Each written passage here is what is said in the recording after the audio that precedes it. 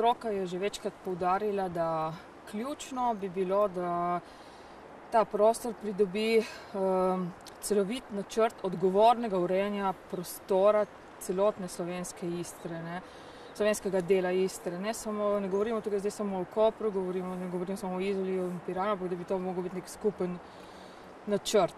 Zdaj, kar zadeva, to bi pomenilo, da če imaš ti neko celostno vizijo, imaš tam določeno, koliko boš recimo in kdaj boš vlagal v šolstvo, koliko in kdaj boš začel sanirati območja, ki so bila porušena v mestu, kdaj boš dokončal objekte in v kateri fazi pride mogoče na mesto, oziroma kdaj pride faza izgradnje tudi takih ikoničnih arhitektur. To ni nič narobe, zdaj, da se tudi o tem razpravlja, samo vprašanje je, kdaj in kaj neko družbeno okolje danes dejansko potrebuje. Ali je za nas bolje, da se začne recimo reševati te probleme, ki jih mesto ima, kako sem omenila, imamo veliko porušenih prostorov, veliko je nedokončanega, imamo problem nerazvitosti zaledja. Se pravi, 850 tisoč ali kolikokoli se tega denarja omenja, je zelo bistveno bolj pomembno, da bi se vložilo v pripravo tega načrta in se potem fazno uresničevalo to in se bi točno vedelo, ali in kdo je to uresničil ali ni bil sposoben uresničiti. To je zelo pomembno, da si ti zadaš nek celostni načrt, ker če ne se bova midva vsakič na 3 mesece dobivala in vsakič bo prišla neka nova taka cirkuška zadeva, ki bo zapletla ljudi v neko razmišljanje, gre za eno blazno trošenje energije. Ti si narediš en načrt, si vzameš za ta načrt mogoče 3-5 let in potem mu približno slediš. Torej smo preskočili kar nekaj faz v tem konkretnem primeru s takim nebotičnikom ali kako? V bistvu ni podlage narejene. Ti si moraš tudi za obleko narediti nek kroj, ki mu potem slediš. In mi tega kroja nimamo. Mi ne vemo, koliko, recimo, zdaj je ogromno nekih stanovanj recimo praznih, zaledje je nerazvito. Mi bi recimo lahko resno kupi enih drugih problemov, ki jih družba v tej fazi resno bolj potrebuje kot neko stolpnico. Recimo, ne vem, jaz lahko govorim veliko zdaj o Dragoni, ker sem avtorica te knjige.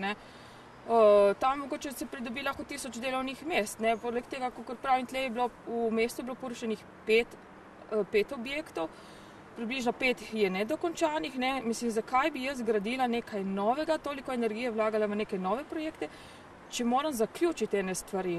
To je meni dosti nerazumljivo.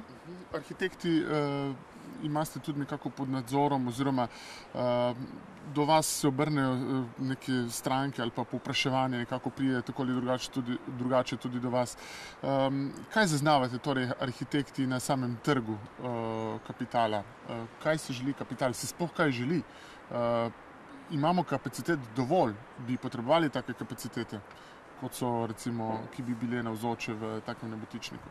Ravno to je problem. Mislim, že vprašanje je v izhodišču napačno. Zaradi tega, ker stroka je eno, kapital je drugo. Zdaj, ali bomo mi urejali prostor strokovno in odgovorno do družbe, do prostora, do narave, ali bomo gradili tako, kot se gradi danes, ko pride nek kapital, se nekaj zgradi, ali ko pride neka faza, da se mora neko promocijo dati v medije, takrat pride nek projekt in se začne govoriti o njemu.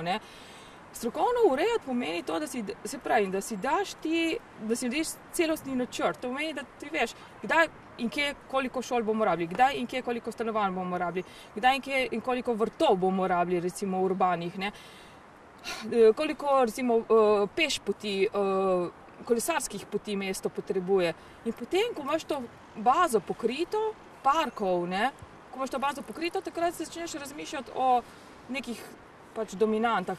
Predvsem pa je tukaj ikona, mesto Koper kot jedro in najprej treba to obnoviti in potem se lotevati nekih postranskih dodatnih ikon.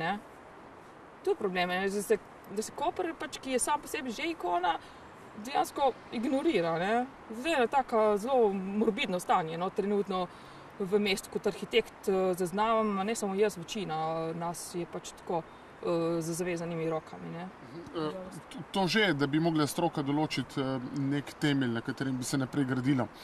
Ampak verjetno tudi nek interes strani kapitala mora biti. Tukaj zdaj občina načrtuje tako stavbo, ni zaznati, da bi kapital neposredno povpraševal po taki nepremičnini. Ali pač, kaj vi zaznavate? Strani kapitala nas zanima, recimo.